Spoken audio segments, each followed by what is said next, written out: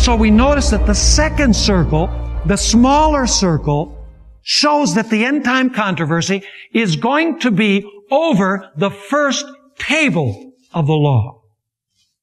But now we're going to notice that the end time controversy is going to have to do with one particular commandment of the first table of the law.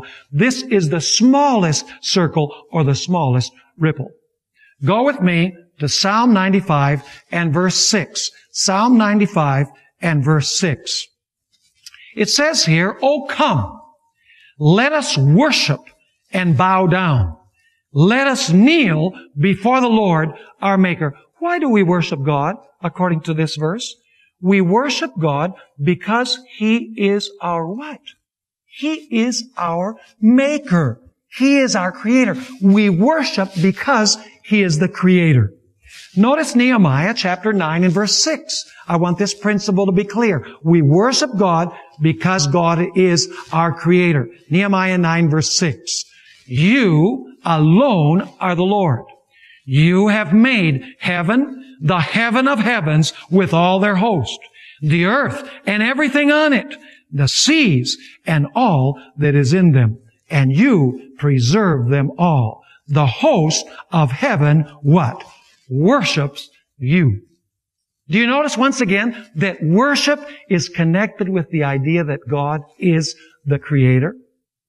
Now notice Revelation 14, 6 and 7. We've already read this passage. Let's read it again. I want to show you that worship is connected or is linked with creation. It says there, "Then I saw another angel flying in the midst of heaven, having the everlasting gospel to preach to those who dwell on the earth, to every nation, tribe, tongue, and people, saying with a loud voice, Fear God and give glory to Him, for the hour of His judgment has come, and worship Him who made heaven and earth, the sea, and the springs of water."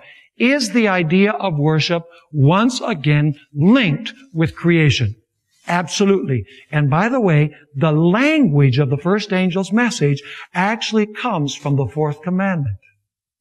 Notice Exodus chapter 20 and verse 11. Exodus 20 and verse 11. The conclusion to the fourth commandment. "For in 6 days the Lord made the heavens and the earth, the sea, and all that is in them, and rested the seventh day. Therefore the Lord blessed the Sabbath day and hallowed it." Do you see the similarity of language in the fourth commandment to what we read in Revelation chapter 14 and verse 7? They're very, very similar. So you'll notice that we worship the Creator, and the sign of the Creator is what? The Sabbath, according to what we read in Exodus 20 and verse 11. So you can't separate the Sabbath from worshiping the Creator, because the sign of worship to the Creator is His holy Sabbath. And by the way, do you know that we will worship the Creator when He makes a new heavens and a new earth, and we will worship Him on the Sabbath? Notice Isaiah chapter 66 and verses 22 and 23. Isaiah 66, 22 and 23. "For as the new heavens and the new earth, which I will make, shall remain before me, says the Lord." See, God is talking about making new heavens and new earth. "So shall your descendants and your name remain.